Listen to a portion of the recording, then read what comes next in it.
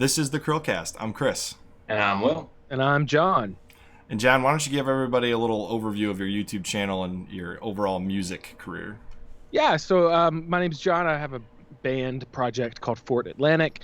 On my YouTube channel, you can generally find music videos and vlogs and other musical experiments. It's one of my mini internet playgrounds that I try to keep fun and interesting. But other than that, I live here in Portland, Oregon. I've played music for a long time. I've had a lot of, been very fortunate to have songs on television, and it's been really cool. But for some reason, I also have to say that music and video games have always kind of intertwined for me. So there's music videos that I've done with video games and things like that. So yeah, I just sort of do whatever I want to do and make music. How about that?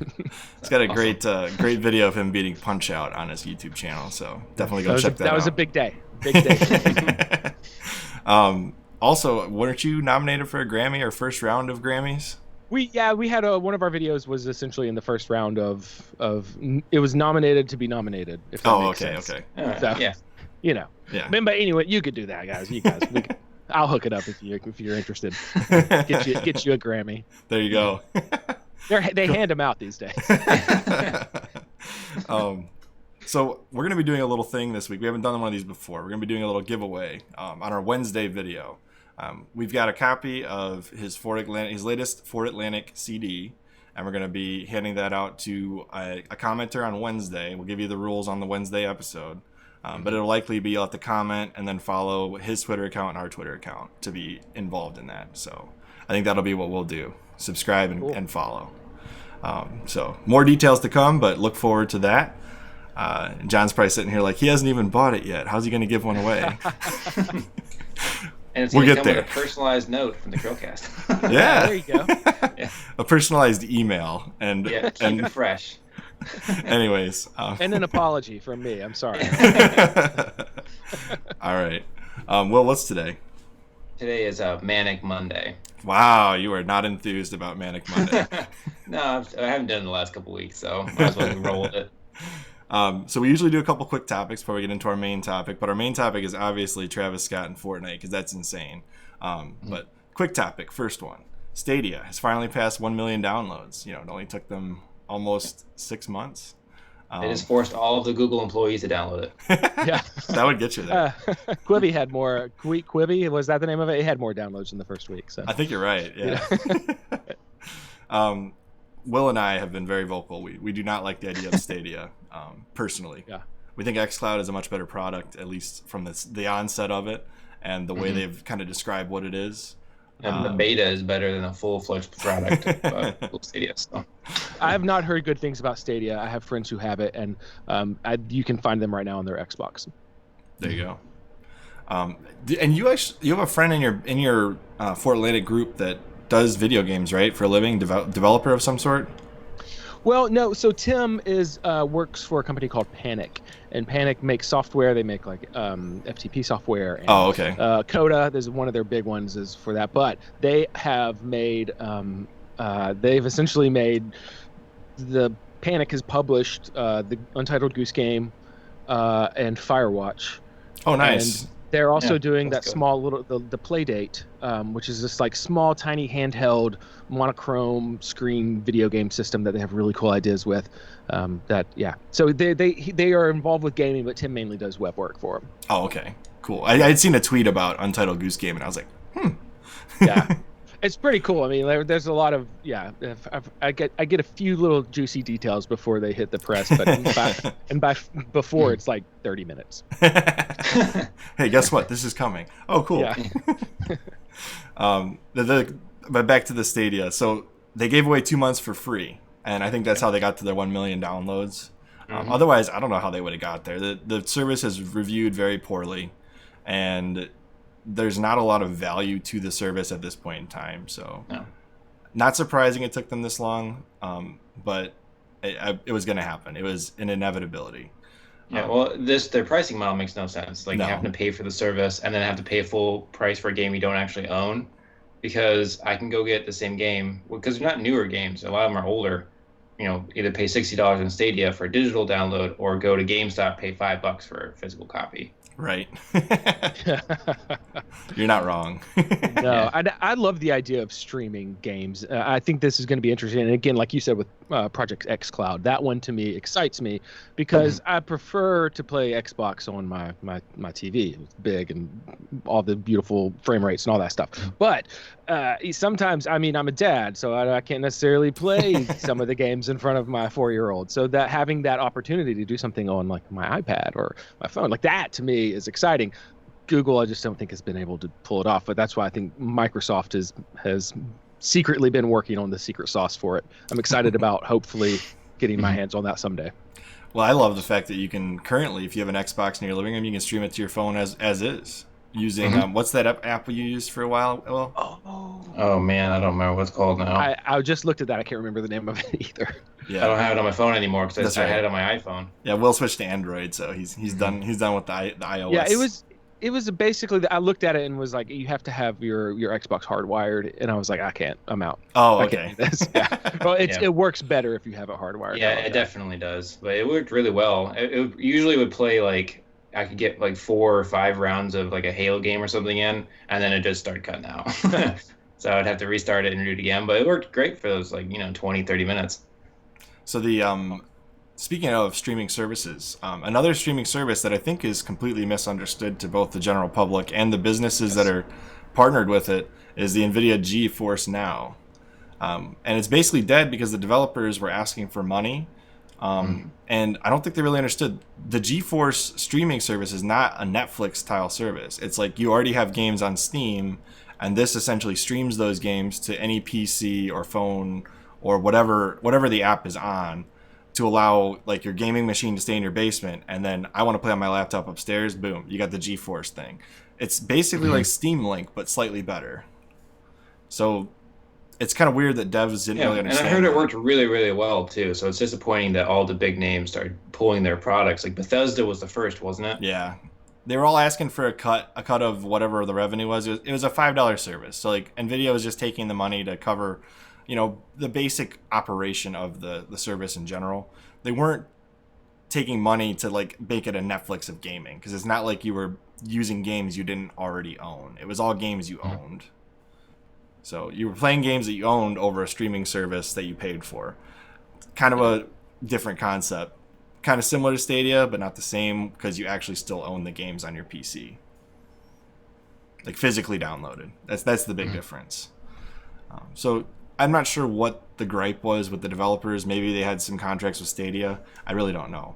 But it's basically a dead service at this point. They just want more money. That's all it is. So on to the main topic. So Fortnite is now debuting music in-game with live events. And the Travis Scott event was really interesting because it set the record for the number of Fortnite viewers at one given time. 12.3 million viewers. All right, I can't imagine how many people were playing the game at that time, but 12.3 million people were watching people play that game to see the debut of the Travis Scott album, which is really, it's crazy. I can't imagine that a world where that happens, and then I see this article and I'm like, what? Well, the thing is, in all honesty, this makes total sense after it's happened. And this would be the way 100%. that they're debuting a new album or a new song. Because I mean, same thing happened with every other medium. And video games just gets more and more popular every year, even though if you hear a lot of people talk about it, it's like it's a dying industry, even though it's increases by billions each year. So it makes sense that, someone will see that trend and see a game like Fortnite that already has millions of players and realize that they can do something like this. Oh yeah, there's probably. I mean, I'm sure they definitely did a lot of their research and market research and their demographics and stuff. But I do think that like Travis Scott is, the closest I've seen him was as at a Blazers game, and he was across the court from me, and I was in the nosebleeds. But like so like, but they that world, the Fortnite world, which I'm not a part of. I've tried, but I think it goes hand in hand. They know their demographic very well, and I think that's awesome that they did that. So, I mean, we're talking about an industry, music industry, that's like, again, falling off, in my opinion, the face of the earth because it lacks innovation. This is innovation, and this excites me. Even you don't have to like Travis Scott, but you have to see it and go, okay, that's really, really cool. And he had 12 million eyeballs and ears on his new music. I mean, that's so rad. And he got virtualized into a Fortnite animation, which is And cool. who doesn't want that?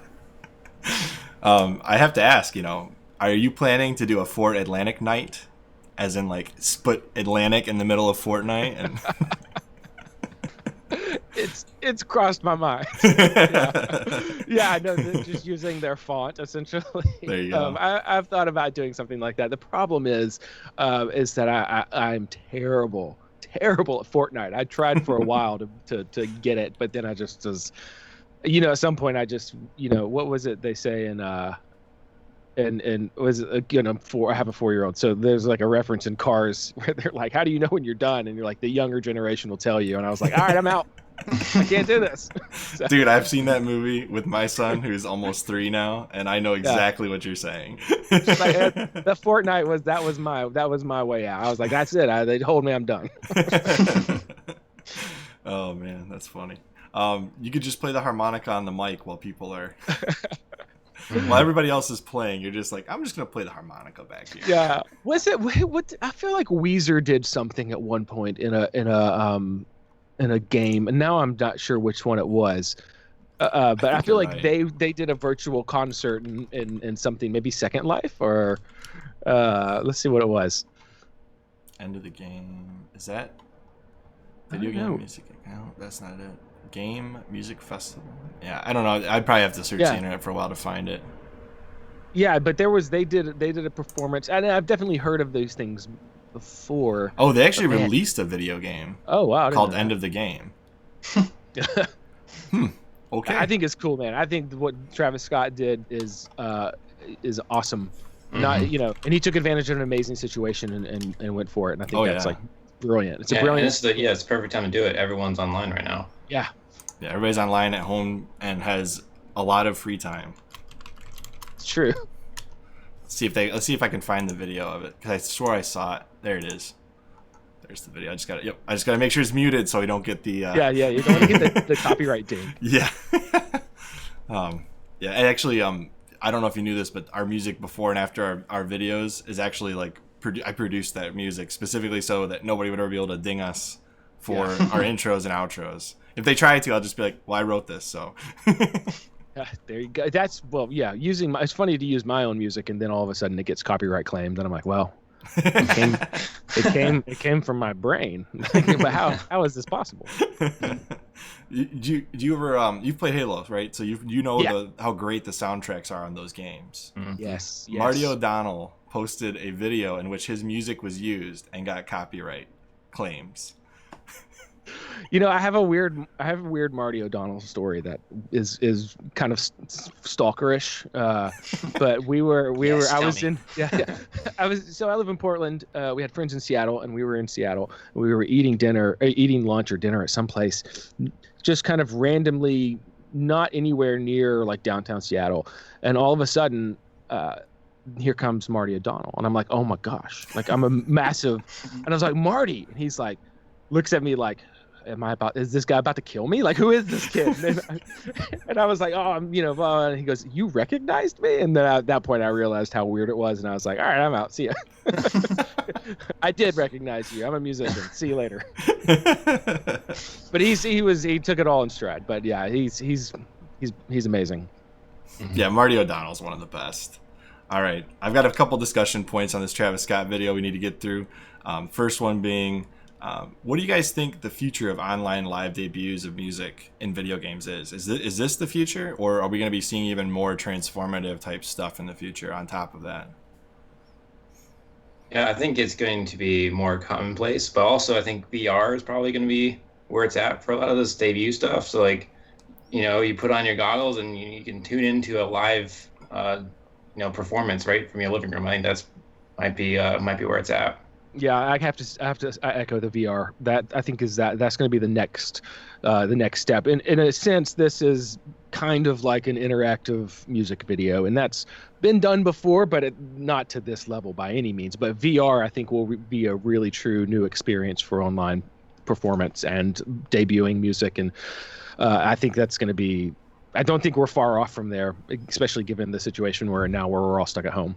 Mm-hmm. I wouldn't even be surprised if they start saying, like, at the door when you get there, hey, wear a GoPro, get a free sweatshirt, and then people can view that for a $2 online ticket. Yeah. No, and that I've looked at trying to do a VR stream from my studio. Is not affordable. Let's just start with that. It's not affordable, but it's opportunity. It's there, and I think whether or not we could do a stream is not really doable. But making a video might be at some point. Cool. Very cool. The second question is Fortnite. So is Fortnite still just a game? Like at this point, is Fortnite bigger than a video game? Is it like a community? Is it like, I don't even know how to describe it at this point. Yeah, sadly, I have to admit that it's probably transcended the genre at this point. It's not so much of a game as it is like a cultural movement. Mm-hmm. I mean, people just go in there and hang out now. Like I was reading this article that they're not even shooting at each other anymore. They're just going there to hang out during this certain event that's happening around the world. And now they're like debuting music in it. Like, what's next? I mean, people aren't even playing the game to play the game anymore. They're just there to experience what's happening in like within the game engine. So I don't know. Yeah, I think it's more than a game, and I hate to say that because I honestly really dislike Fortnite. But yeah, I think it's transcend most other games. Yeah, it's definitely more than a game these days. It's when you see when you see kids at like a basketball game on the Jumbotron doing the floss dance and all these other things, it's just way more than it is a game, right? But it's kind of like football. It's kind of like sports where they are games, but they're so much more now. They're a source of community. They're a source of conversation.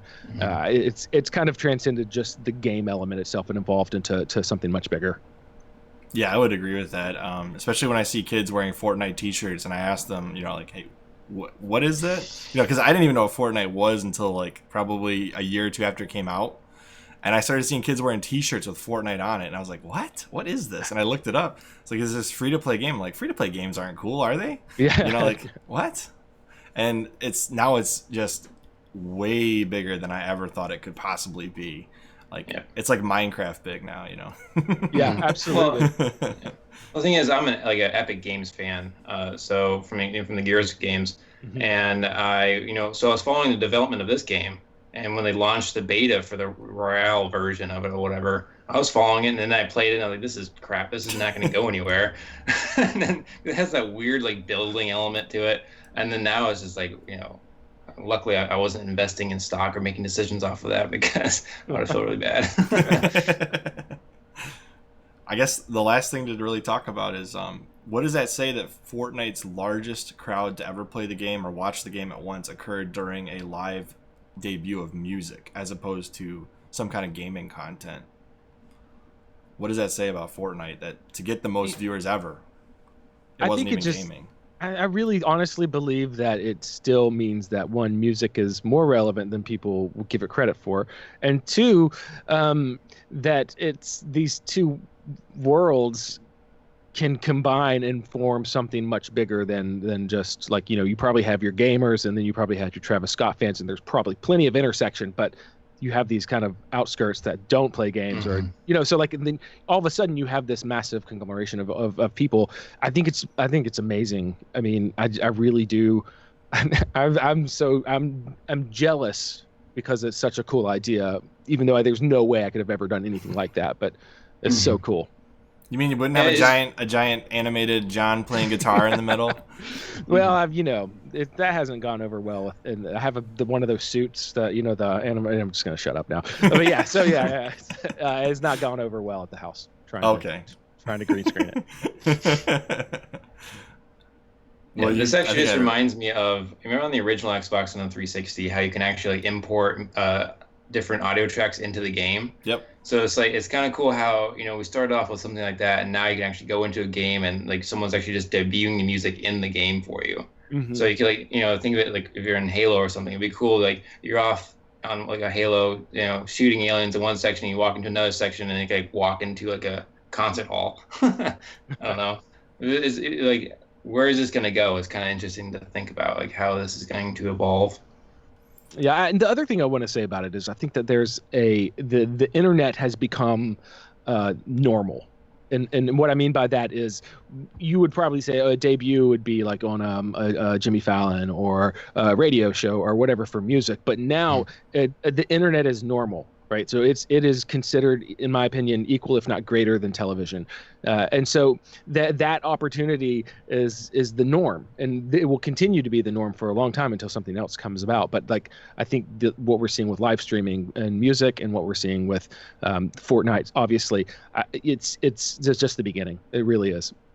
Oh yeah, totally. And I kind of prefer it that way because it gives more independence to the creators. Yeah. You don't have to impress somebody like Jimmy Fallon, or not that I wouldn't mind going on the Jimmy Fallon show. I'm open to it, but it does leave a lot more independence to the creators versus when you didn't have YouTube. It was like you had to find the right guy at the right time listening to your music to get noticed. What is that? Sorry, I live in the city, so someone's listening to Travis Scott as they drove by. Probably. Oh no, copyright. I think that was muffled enough. Nobody's gonna know what that was.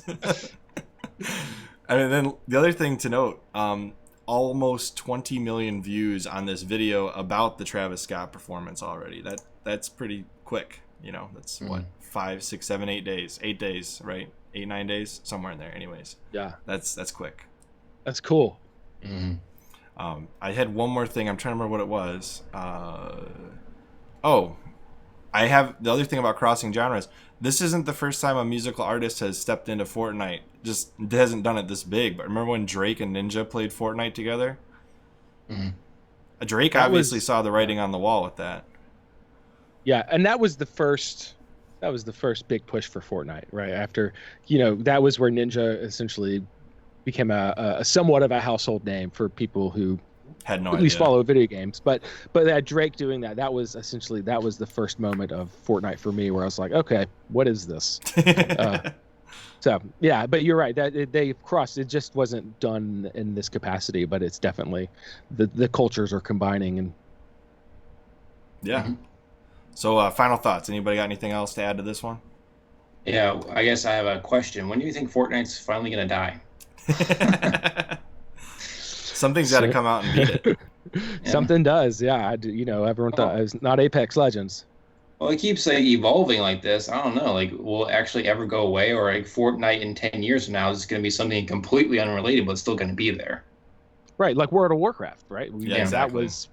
That's not been beat, and I mean maybe it has personal, but as far as the cultural importance of it, World of Warcraft is it. So Fortnite is probably a similar category, I think.